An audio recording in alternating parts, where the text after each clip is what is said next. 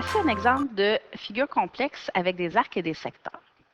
Détermine l'aire approximative de la section grise de la figure ci-contre, sachant que le rayon du grand cercle est de 22 cm et celui du petit cercle de 10 cm avec pi environ 3.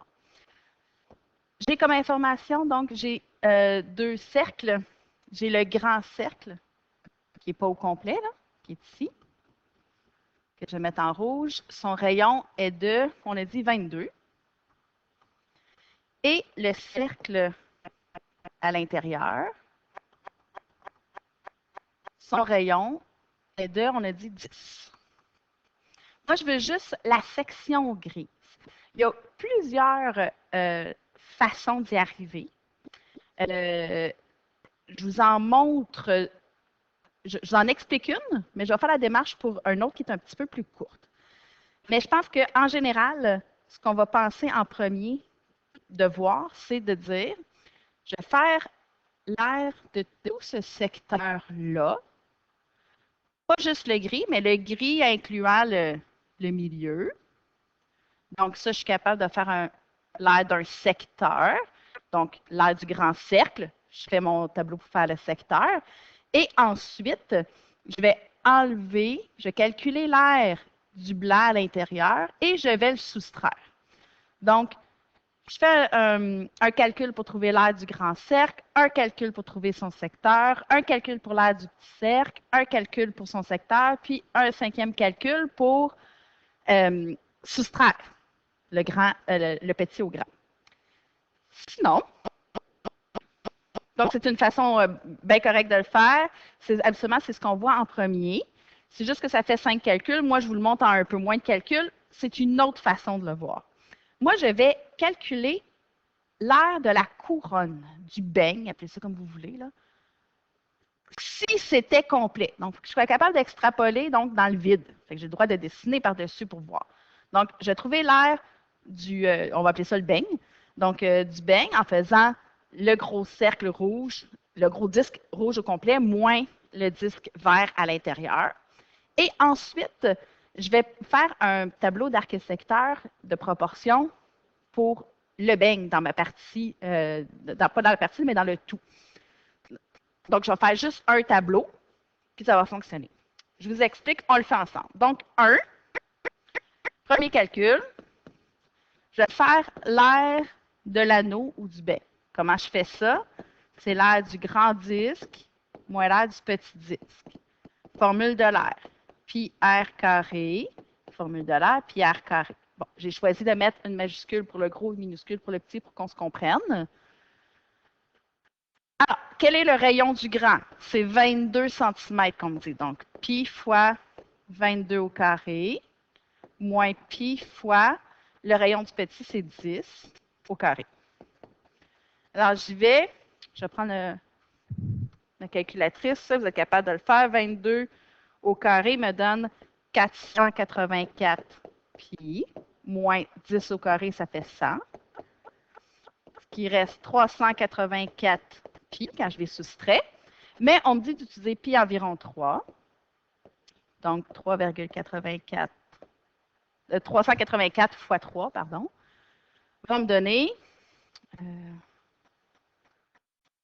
Excusez, je vais le 384 fois divisé 384 fois 3. 1152. Donc, l'aire de l'anneau au complet est d'environ 1152 cm². Donc, ici, ce que j'ai mis, je crois, en bleu, oui, c'est ça. Maintenant, je vais trouver l'aire de la partie grise, donc l'aire du gris, en faisant mon tableau directement, donc mon tableau d'arc-secteur, angle, longueur, R pour 100, 100, 360. Et c'est bien là que je vais écrire partie tout